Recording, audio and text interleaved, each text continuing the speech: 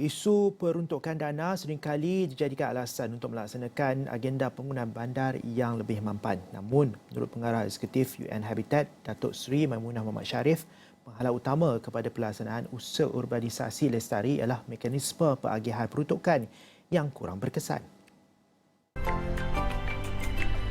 Justru Maimunah menegaskan pentadbiran sesebuah kerajaan perlu telus dalam mengagihkan bantuan kepada golongan yang memerlukan. Banyak pemimpin-pemimpin negara menyatakan tentang masalah dana. Banyak juga local government menyatakan masalah dana. Dan ada juga pendapat bukan masalah dana. Bukan tak ada duit. Bukan tak ada duit. Dana cukup. Tetapi bagaimana dana tersebut diagihkan hingga ke orang yang patut mendapat bantuan, yang sebenarnya. Inilah pentingnya satu administratif ataupun pentadbiran yang telus. Yang ini yang saya masukkan selalu, saya nyatakan tentang leadership, governance dan capacity.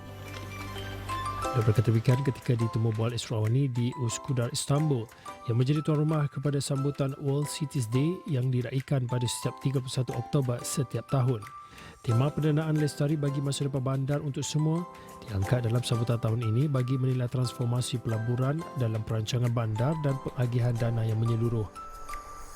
Tarikh 31 Oktober setiap tahun dipilih oleh Pertubuhan Bangsa-Bangsa Bersatu sebagai World Cities Day sebagai usaha untuk meningkatkan kesedaran mengenai isu perbandaran dan merangsang kerjasama dalam mengurus cabaran urbanisasi.